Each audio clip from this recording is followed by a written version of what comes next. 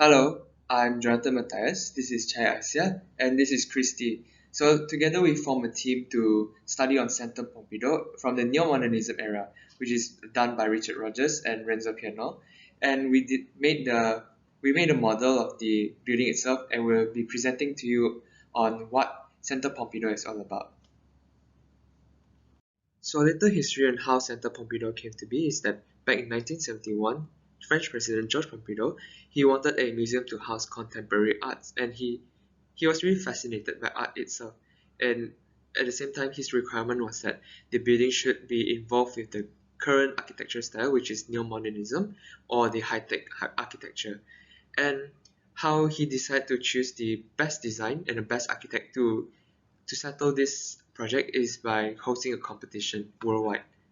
And he also would like to have Centre Pompidou to be built in Bilberg because of the high density in population. So that way he get to attract a lot of people to come into the museum to enjoy the art and at the same time create a social interaction space. So now we meet the architects that was in charge of this new design for Centre Pompidou. Out of all 861 designs, this design was the one that won the competition, but created a lot of controversy between all the Parisians as it stood out too much in the site context. So we first meet Richard Rogers. He's one of the architects, and his experience was that he first worked as an architect by collaborating with Norman Foster, with both of their wives, thus forming Team 4. But this year, 30th June, he resigned his directorship from the Rogers Stuck Harbor and Partners. And a little bit to know about his style is that he prefers to use bursts of bright colors and play around with all the internal structures. So next we meet Renzo Piano. He was born on 14 September 1937. His background on architecture is slightly stronger because his whole family is consisting of the builders. So his grandfather, his father, and his brothers, they are all builders. And for him, he believes that a building can have countless possibilities that could bring positive outcome for the people that lives in it or the users of the building. And although he would say that he doesn't have a specific style because he finds that it's very constricting, but when we identify and analyze all the buildings he created, there's some sense of transparency and weightlessness within his designs. So now we reach the architecture style of Centre Pompidou. When it was built in the neo-modernism era, the style at the time was the high-tech architecture style. So what they do is they avoid the classical ornamentation so that they'll have to figure out how to decorate the building facade, how to decorate the interiors without even relying on the old styles of decoration.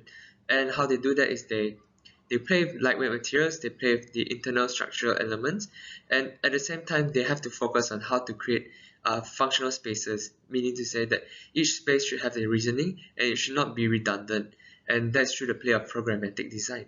Features of Centre Pompidou is exposed structural support, which mainly consists of trusses, jabrets, pillars, and tension rod. The whole component is made of steels, which reflects to Renzo's piano principles of rattliness, and the steel is a lightweight material.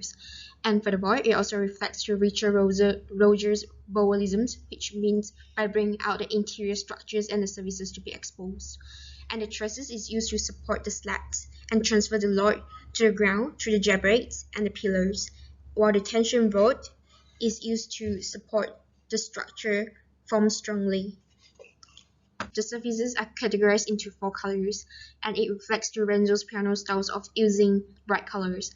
The red colors is used for escalators and elevators, blue is for air conditioning, green is for the water supply, while yellow is for electricity services. And because of this, the exposed surfaces become ornaments of this facade. So this further shows that high-tech architecture is utilizing the structure as ornaments.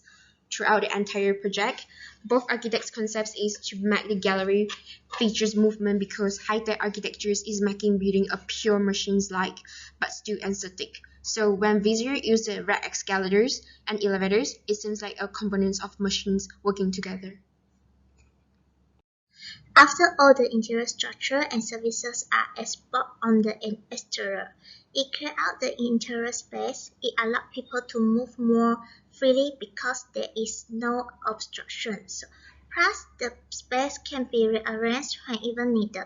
Visitors will be able to admire the artwork without distraction. Surrounding the space on each floor is the grass wall. This refers Rinzo piano principle on transparency with the glass wall. Visitors can view the interior from the exterior and vice versa. Finally, on the side, both architects decide the building to be on the side instead of the center. This creates a space for gathering. It encourages social interaction and allows visitors to admire the exterior better. To conclude, what we learn from Centre Pompidou is that sometimes internal structures do not have to remain on the inside, but it can be brought outside as the exterior facade. And we also learn that from the neo-modernism era or from the high-tech architecture, ornamentation should have a purpose, should be done with reasoning, unlike classical ornamentation where they are just done for aesthetic purpose. But for high-tech architecture, they are still functioning as structures but still become decorative parts of the building. And as time goes by, the architecture style or the language will always change, and we can learn to love it or hate it. But what we believe is that we should learn from the mistakes and improve on them, like how the neo-modernism is doing, is that they take on the mistakes that was done on the modernism era and to improve it better with the guidance of the postmodernism critics. So that is all from us about on Centre Pompidou and neo-modernism era. Thank you very much.